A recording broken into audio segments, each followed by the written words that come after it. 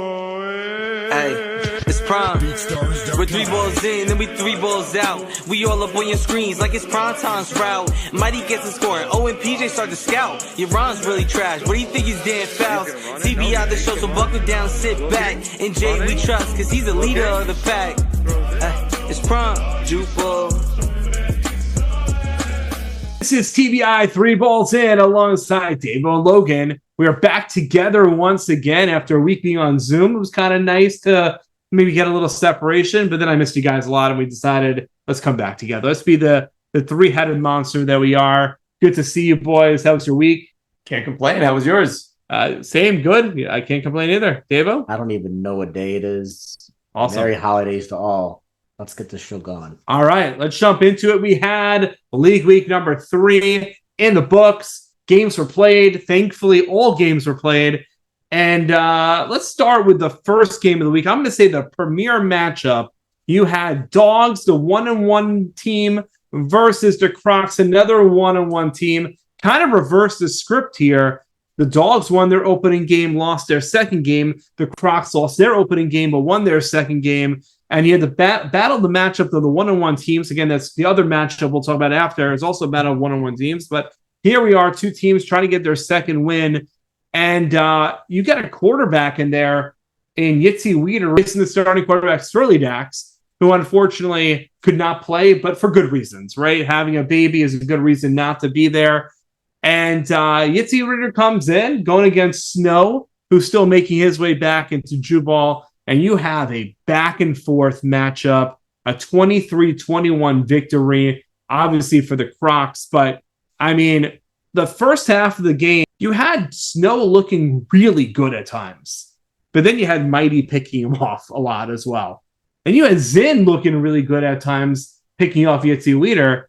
But then you had Yitzi the second half of the game kind of get it together. Like, maybe he was like a little bit unsure, didn't know his teammates. You know, and then second half, he's running around, he's making plays, he's hitting guys open in the field. Like there was also some drops on his side as well, which is going to be tough for the Dogs. That's never going to help you if you got drops going on in the game. But let's talk about it. Any shock to this game being a 23-21 victory, Crocs getting the win in the end, but you surprised that the Dogs lost this one? So I'm not surprised that the Crocs won. I believe I picked them to win. Not surprised that the Wildling had some really hard time chemistry-wise in the beginning. The biggest surprise to me is, if we rewind to last week's episode, the highlight of this game, the thing that I thought was the best, the premier matchup, is the Mighty versus Zin, both of them with 0 receiving touchdowns. Like, the odds of that happening were probably 1,000 to 1. Neither of them with a touchdown, period. Yeah. Like, that's shocking. Davo? I, too, picked the Crocs to win. I don't think we were surprised. But, Logan, what I will say, what you missed last week, is that you said Snow will not throw for 4 touchdowns.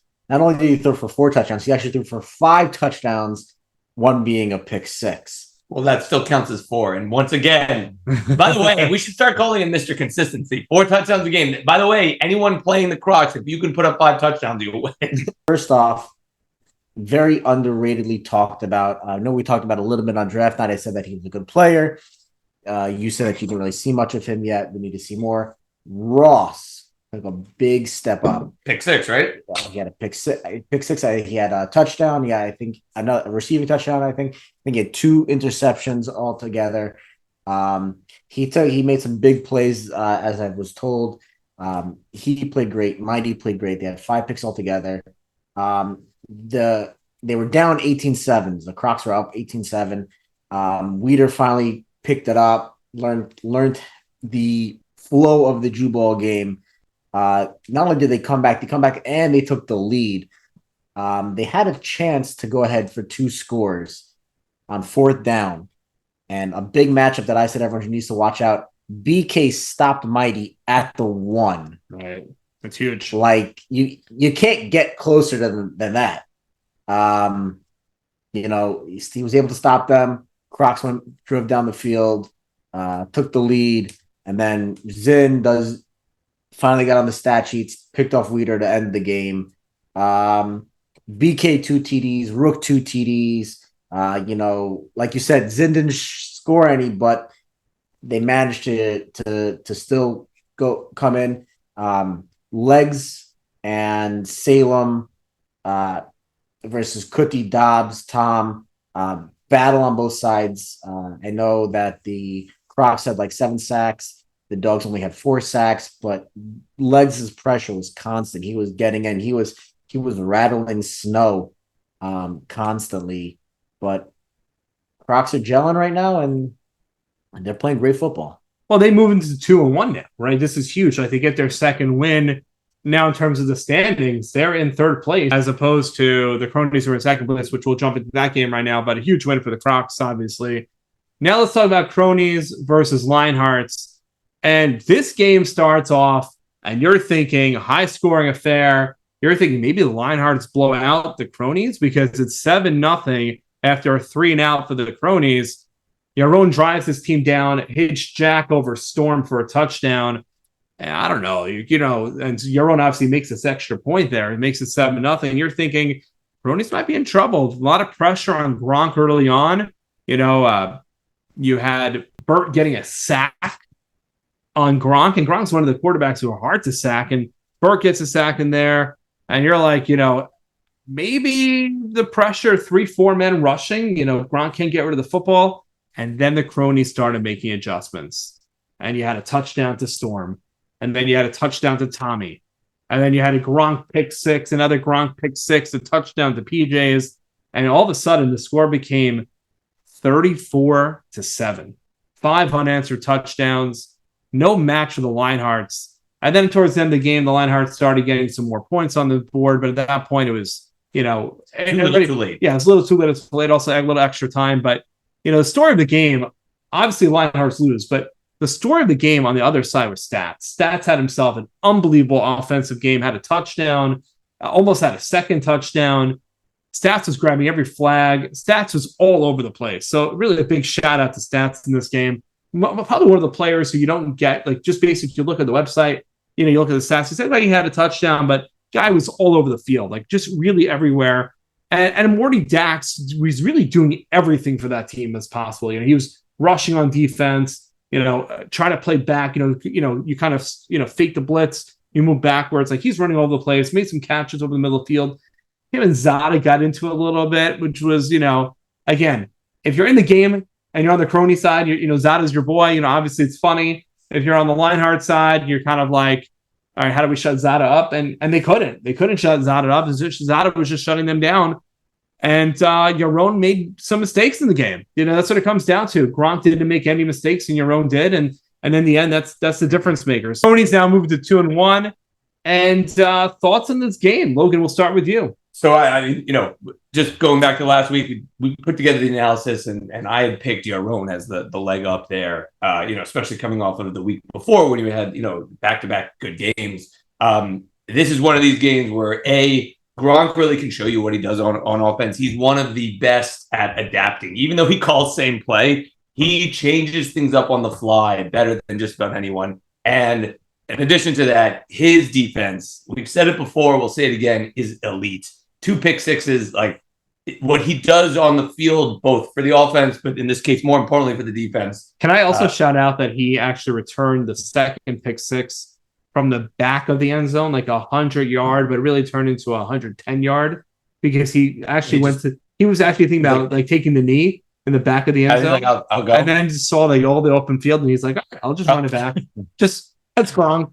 Classic. So his ability on the field is great. And you briefly touched on it, but Zada, he had 0 stats, right? Like the stat line is non-existent, right? Zeros across the board. But his impact on the game in terms of his mouth, it annoys the other team. The team, if you're on this team, you love it. It's really annoying on the other team. So his mouth and also just his overall play. He plays that middle so well. He plays defense so well. He's always open. Like when there's a crucial moment, he's always open for a catch. Yeah. He is a key contributor, even if the stat line doesn't say it. So again, you kind of touched on it, but those 2 players, obviously Storm having having a good game and whatnot. But those 2 guys were to me 2 highlights of the game. And Thomas continues to be a contributor for the Cronies. So that's a Sting. Obviously, Sting's been out. We're hoping that Sting can make it back for the playoffs, but he's been a good contributor and plays this thing. Yeah, Jordan. Hopefully now we're hearing February time for Jordan. So, Dave, what thoughts on the game? So if I told you, if you looked at the stats on the website and you saw that the Lionhearts had more sacks than them, and you saw that, Yaron threw 3 touchdowns, you would think that the Lionhearts actually had a pretty good game. But stats don't tell the whole story. I think the Cronies line dominated, except maybe in the snapping battle they didn't dominate as much. But otherwise, they pretty much dominated both sides of the ball. Cronies had the ability. And like I said, their ability to rush the quarterback between Daxi and Open alone gives Gronk the ability to drop back. And you saw that now that he was able to drop back, 2 pick sixes. That was, the little cherry on top for the Cronies. Like I said, they're a good team, even with missing a third of their players. Tough battles coming for them, but it kind of puts the Dogs and Lionhearts battling for that last playoff spot. And I think that's great for the league to see 2 top quarterbacks, having to fight each other, and they happen to be playing each other next coming week. We still have a lot of season left, right? It's too hard to know if they're going to be the battle for the last playoff spot. Halfway done. We are halfway done, definitely. But again, it's still hard. It's too early to say that we're already battling for playoff spots. I think we're not there yet. But let's move into obviously the game you played in. By the way, speaking of which, yeah, Lionhearts and Dogs week 6 have brutal schedules. Yeah, the Dogs play Bop, and although Bop may have locked up week 1, could be first seed, it may not matter. And Lionhearts play Cronies, like a rematch. Yeah. Not an easy schedule for either. Could be must-win games for them. But again, it's hard to know how the next 2 games go. All right, let's move into Bop versus Cobras. Dave, you're going to jump into the game, but just, listen, it's tough when your quarterback filling in has a last-minute issue. It doesn't show up. It doesn't help when, Cobra is one of their best players, their number 1 pick, obviously the second overall, but their number 1 pick. Got confused about which field the games were at. And it is confusing, by the way, that 2 games are being played one way and another field's being, another game's played at another field. So I definitely understand the confusion. And then you have another guy calling out sick the morning of, those are tough, right? Those are tough things to come back from. But the game's still played.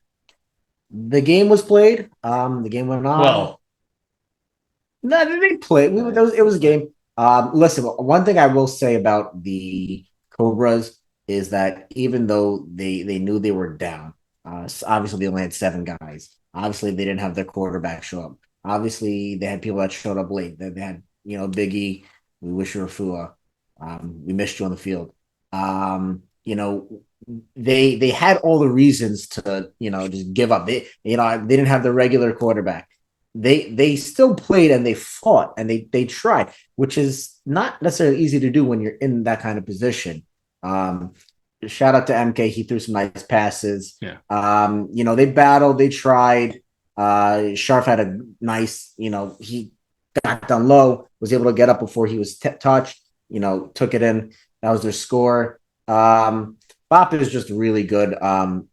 We brought the whole roster down. I know that was a question pre-draft if we're going to have enough guys to play.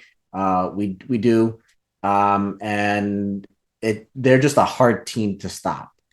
But we're looking forward to the next week, and let's go. Yeah, see what happens next. I mean, you got next league week, obviously, you've got a huge matchup, Bop versus Cronies. That's going to be obviously the premier matchup, which we'll talk about next episode in our predictions and our breakdown. So there's the battle for the one. Got a huge matchup there in a couple weeks, but we'll talk about that next episode. What we're going to do now is we're at the halfway point of the season, halfway point of the leagues, halfway point of the Jew Ball season. I think it's time to have our early predictions of awards. And we'll start with the Roy, the Rookie of the Year. Davo, we'll start with you. Who do you believe is the Rook of the Year? Or the Rook of the Year? Well, like I said, I'm going to take the we out of it. I'm going to try to be an analyst. I'm going to try to be objective. The clear and obvious choice of Rookie of the Year is clearly Ionio, the Iceman. He leads all rookie statistic categories in touchdowns, win percentage, interceptions, and he's number 3 in sacks. He's averaging a touchdown a game, which is, I think, top 4 in the league separately. The guy's a menace on defense. He's a menace on offense. He makes some of the most spectacular plays.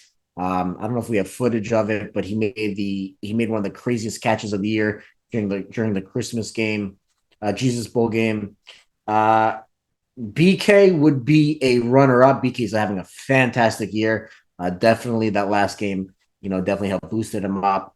But the Iceman I think he's gonna walk away with it. It's not even gonna be close. Logan, your thoughts on the Roy? One thing I will correct: he does not lead all rookies in sacks. He's third in sacks. He does not lead in sacks. Anyway, so sacks not a real stat. We have a great rookie class. There's some guys like Sheriff, Star Fox, and Moro who, they are making impact, but they're not playing enough games for their stats really to show up. So for me, it's really a 3-player race right now for Rookie of the Year. You've got Daxi, who's averaging 1.5 sacks a game. He's got 2 receiving touchdowns, across 8 games. You got BK. So he's just shy of 1 TD per game. He's got 8 TDs in 9 games. He also has a pick 6 and a sack. But I'm going to agree with Davo here. Iceman, he's averaging 1 TD a game over 9 games. He's got 5 picks. He's got a pick 6. I'd say those stats coupled with the Hanukkah present, he's currently the front runner, although I would love to see him be more active in the chat. Obviously, this is an on-field award, but the cherry on top would be a little bit more active in the chat. Well, speaking of activity in the chat, I mean, someone I want to shout out is Mike. Mike is probably of the rookies the most active in the chat. And his statistics are not there right now. I think he's a player who's got a lot of potential. So while I think like maybe early this season, before the season started, he was someone who might have been higher on my board as the season's played out. He was self-proclaimed higher. That's also true. That's also very true. But listen, I think there's potential for him, but at this point, his stats just aren't there. And I think, he's young. He's got a lot of time to fill in the shoes that he wants to fill. So give him some of that time, but he's definitely not in the conversation of Rookie of the Year. Daxi is my teammate. Daxi's been playing really well on the defensive line. I would say he still needs some time there as well as he adjusts, himself to Jubal. But I think the player who you've all said who has adjusted the most to Jubal, and the present alone shows you his adjustment, and that is obviously Yoni O, the Iceman. Iceman is getting his name there, right? That's a player you kind of like Steve-O Island. Maybe it runs in the family, but Iceman Island right now is a place where you don't want to throw the football. Like you said, 5 interceptions, a pick 6. Like he's become a feared defender. And on offense, he's a reliable receiver. So, I don't think he's the elite receiver yet. Again, he's a Rookie of the Year candidate, and I think he probably is right now the runaway winner of the award. But we're only halfway through the season. Any of the rooks can really step up if they want to. Let's move into now the most improved player of the year. Logan, we'll start with you. Yeah, so this is a player that we've talked about whole season. We've talked about how he's playing better, but I think what he's doing now is he's impacting games, right? Like he is actually impacting on both sides of the ball the outcome of the game. We're talking about a guy named Legs. Currently, this year, he's got more receiving touchdowns, 6, than his previous 4 years combined. Right. He's got 1 less sack, right now 20, than his highest sack total, but he's played 5 less games, meaning he played only 9 games. His sack total best year was 21 sacks in 14 games. So we still got 5. You know what I mean? If he plays 5 more games, he gets 1 sack or 2 sacks, he'll pass it. So he's going to, for sure, surpass his sack total for his best year. And also, he's got the same number of Jew balls this year as he did in his previous 4 years combined, which is 2. So for all those reasons, he's having a stellar year. For me, most improved player goes to Legs. Davo?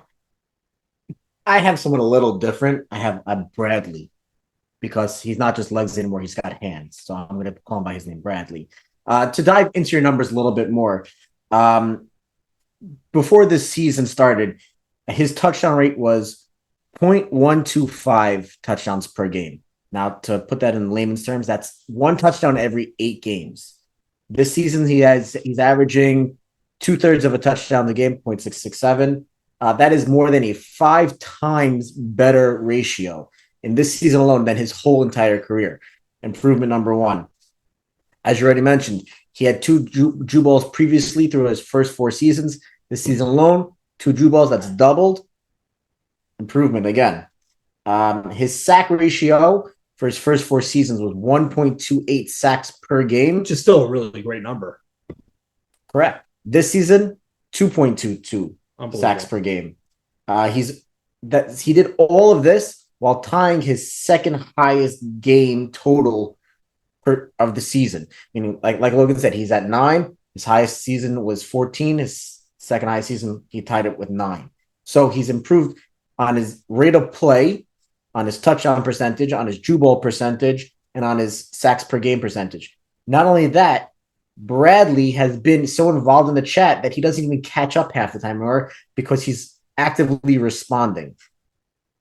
He's clearly the most improved player in all aspects of Drew ball. The man already won Drew ball man of the year. I don't know what you can get better than that, but he improved everything. So I give him most improved. Can't disagree with this choice, right? It's got to be legs. The only other player I can think of that maybe it's in the same stratosphere of a potential most improved player would be, to me, Goldberg. And that's not an improvement just because, there's something wrong with his stats. His stats are the same, right? Not much has changed, maybe higher percentages this year. But just because he's more available this year, like there hasn't been, keep our fingers crossed for him, right? Less basketball, maybe? Yeah, hopefully less basketball. But just in terms of if he could play the whole season, he'd be my most improved just because he'd have played the entire season. But there's nobody else in the same stratosphere as Legs right now. I think we've shown a lot of love to Legs this season. He was a guest on the show this season, but I think it's more than just a guest appearance. It's the fact that we appreciate his game, and his game has definitely been there. So moving on to the next award, we're going to go Defensive Player of the Year. Davo, hit us with some knowledge. My pick for this Defensive Player of the Year, I can't choose anybody. The sack is tainted. The stats are all fugazi. With all these Burt fumbles, he's always ruining everything. But when you're looking at it, sacks, interceptions, which one's better, which one's not, we don't know. It's a machlokas. But with all these stats that are tainted, I can't pick one. But I would probably give it to Prey. Logan. So for me, I broke it down. It's one of 2 players. It's either Legs or Prey. So just looking at some of the stats, Legs has played 9 games. He's got 20 sacks. And as Davo said before, he's averaging 2.2 sacks a game. Prey has played 15 games. He's got 14 picks, which is a 0.93 picks per game and 3 pick sixes. So for me, INTs, interceptions, they're greater than sacks. And plus, we've seen before, Munch, a guy have 2+ sacks a game over the course of an entire season. But what Prey is doing, we really haven't ever seen. I'm going to put this in some little context here. I look back to see who, in terms of the seasons, who had the most or the highest average of interceptions per game. Prior to this season, in the 21-22 season, Mighty had 13 picks in 15 games, an average of 0.087 interceptions per game. Second, in the 2020-2021 season, Prey had 24 picks in 29 games for an average of 0.83 picks per game. And then in the 19-20 season, 2019/2020, Gronk had 10 picks in 17 games for an average of 0.59 picks per game. Prey right now, like I said, is at 0.93. If we assume that he stays on the same run rate, he's going to average in 29 games, which would be the same as he had in the 2021 season, 27 picks. That, my friends, is something we have never seen in Jew ball. And for that reason, Prey is my Defensive Player of the Year so far. I mean, there's a list of people you could put up there in terms of just their play on the field on defense. I think Iceman, we mentioned, is Rookie of the Year. He's definitely someone on defense who's to be feared. Of course, Mighty and Zin. Their statistics may not be as high as Prey, but they're definitely, I think, in the running for the award. But again, there's nobody in my mind who deserves it more than Prey. Prey's defense, like you said, there's a potential for us to have the first player average 1 pick per game, which would be unbelievable if this statistic run you said continues. He's such a difference maker. And that's not to take away from anybody else, but I think right now he's the most feared guy to throw in any direction and he plays safety, right? So that means he's covering both sides of the field. unbelievable play. So to me, it's Prey. And let's move into our last category of the night, the MVP of the season. Again, this is an award that Jordan will crown at the end of the year, but a player we predict will be the crowning jewel of the season. Logan, who is your MVP of the year? We've said it once, we've said it before. For me, this is the year of the rat. You look at all the statistics we have, he's leading in categories like Jew balls. He's got 4 of them. He's leading in average receiving touchdowns per game. He's averaging 1.5 touchdowns a game. He's leading in pick sixes with 3 of them, although he is tied with 4 other people in that category. And interceptions per game, he's second behind Prey by 0.03. So essentially, they're both at 0.9 picks a game. He's had multiple games with multiple touchdowns, multiple game-winning touchdowns, multiple game-winning plays, whether it's an interception to ice it or things like that. He is playing the way that we really all expect him to. For me, it's the year of the rat. I gave him an MVP ring for a reason. For me, he's the MVP this year. Dave-O? Logan, between me and Logan, we give you all the stats, like you said, 0.93. When we talk about Prey and Mighty here, right? Because they're the 2 leading candidates. Interception rate, 0.93 to 0.9. You're talking about percentage points. Win rate, Prey's at a 700 win rate, Mighty's at a 750 win rate, which is the difference of a tie game. Just to put every second, you think 50 points. Touchdowns, receiving touchdowns per game, Mighty's at 1.5, which is tremendous. But if you look at Prey's got 3 receiving touchdowns in 3 games where he's played receiver, which is a 1-to-1 ratio, which is also tremendous. I think that would put him at number 2, number 3 or 4 in the league.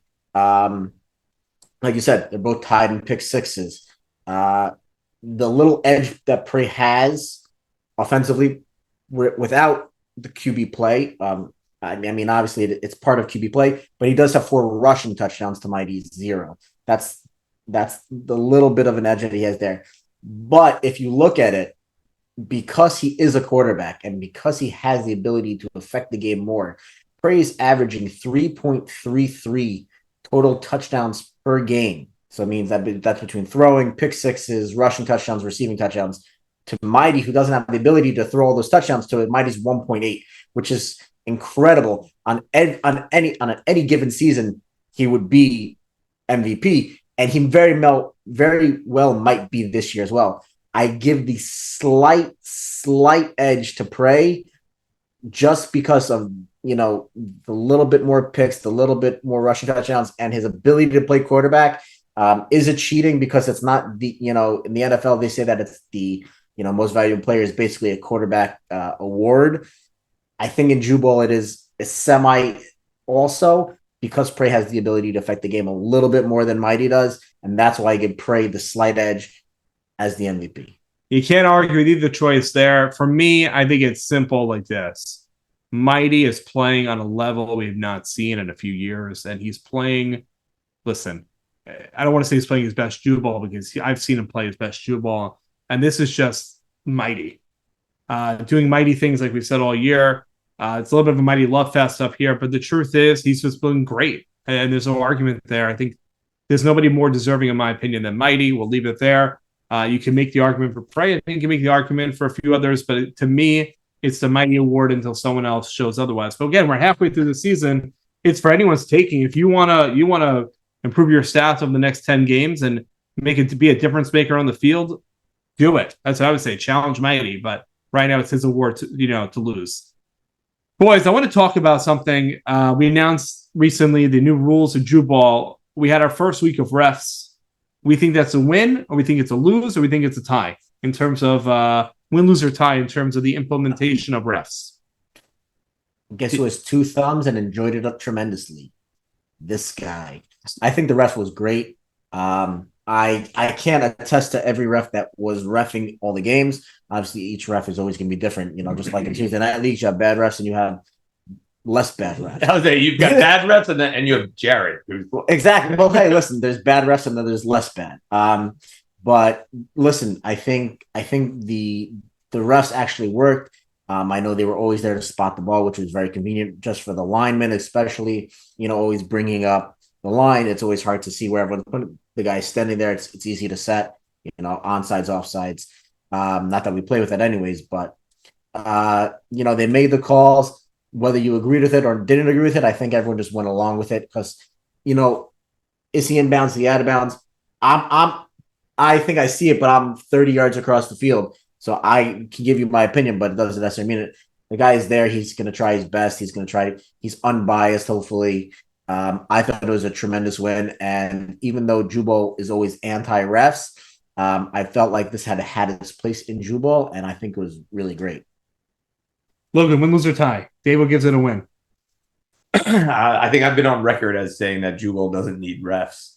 I can stand corrected. I think that it works, and I think it worked well. The one thing I would just kind of be worried about, or just making sure that the right person is being the ref. I think that there are some Juballers who are probably not the right person, and some Juballers who are the right person. The point of the ref is not to be involved in the game, but to be paying attention and focused on the game. So again, just there's a balance there, and I think some players will or could do it better than others. So when you've got 3 games going on at the same time, like there's it is what it is. But you just want to make sure you've got the right refs. But this was a win, and I stand corrected. Yeah, I think for me, I'm going to go tie, and that's not as a negative. I think we, like you said right there, right? In our game, the ref of our game did a great job. I think he did really well, but there was one play where he said he couldn't make the call. He didn't know what side to pick. I think that's, whether you're right or wrong, you got to be definitive. Otherwise, you're leaving it up to everybody else to argue, which is the whole point, to remove arguments from the game. You need a ref who can make a definitive call. You want them to be right. You don't want them to be wrong. But at the end of the day, you need a definitive call to be made, so you don't have the argument. You don't have the potential outbreak of a ruined game out of arguing and fighting. So you do need to have the right people. So that's why I'm going to say tie for now. I think most of the games had good refs, but I think every ref who's going to come. That's not going to be the same week to week, right? So you got to make sure the refs that are there know what they're doing. Know they got to make a call no matter what. Again, their call doesn't stand. Meaning, if both teams want to come together, captains want to come together and overrule the ref, they can't do that. So, but it's just about having a definitive call being made. That would be the one thing I would say is obviously having refs is like a lower Madrega, right? Like the perfect scenario is people just don't argue. But true, but we're not there. True. We're not there yet. No, we're not. Maybe there. We'll get there, but we're not there. We're not there yet. Okay, but overall, I think we mostly agree that this is a good thing. And thank you, Jordan. Thank you, Jordan, for being the commission. And thank you to the 3 refs who did it. Well, he was one of them. So there you go. Then the 2 refs. Yeah. All right, Davo, what should they do this week? Hit that like button. We need likes. We need you to share it with all your friends and family, even though they might think you're mentally handicapped for it watching this. But still, share, subscribe. Big shout out to everyone who came down Tuesday night. We had 3 Jubal teams in the playoffs. 2 advanced to the semis. This coming Tuesday night, we'll have the Lionbirds going up against Stonewall, and New Era versus Dax's team. Is Zin playing for all 4? I think so. He's playing both ways for each team also. Right. Yeah. It's crazy. But we have a very good shot and big potential to have a all Jubal championship in Tuesday Night Football. Oh, that'd be awesome. That'd be awesome. That would be worth showing up for. That would be maybe a little live TBI right there. So if you guys can come out Tuesday night, support your fellow teammates, fellow Juballers, etc. We have week 11 sign up, guys. Second half of the season. The ball's rolling quick. Let's get on it before it's gone. I think that's pretty much it. All right. What are we, boys? 3 balls in. And we are now 3 balls out. See you all Sunday.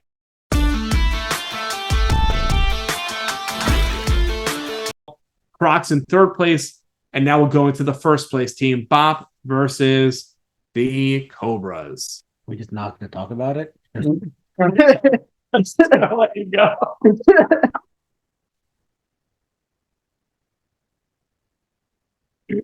That was so awesome. What about we? I'm saying we don't get to talk about Lionheart's cronies. I know you guys wanted to. I'm sorry. We wrote notes. All right, I'm sorry. What was that? No problem. Okay, I go. I thought that was awesome. You're like, now we're gonna move on to stop. And at that point, I was like, yeah, we're not. You know, it's You know, we don't need to hear what Dave has to say. it's big shout out to MK. He had some nice balls. Pause. Big shout out to MK. Where'd they go? Big shout out to MK. He threw some nice passes. He had a couple drops.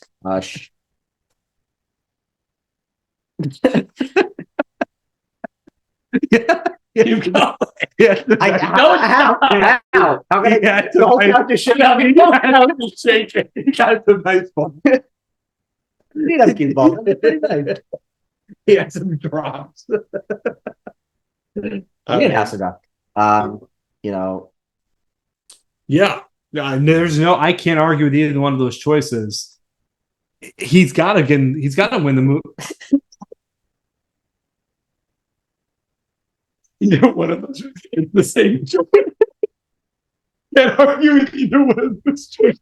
Oh, I'm trying to hold it in. I tried. You said Bradley. Why? I thought you guys so right. I thought you guys would pick up on that. So I understood. When you go back and watch it, you'll look like this. You're so right. I thought You're so right. You're so right. No, I understood it, but I didn't get it. No, I definitely didn't. Logan was trying so hard to not laugh. I didn't understand it, and I was like, yes, it's the same person, Logan. no, let's do it again. Sorry. All right.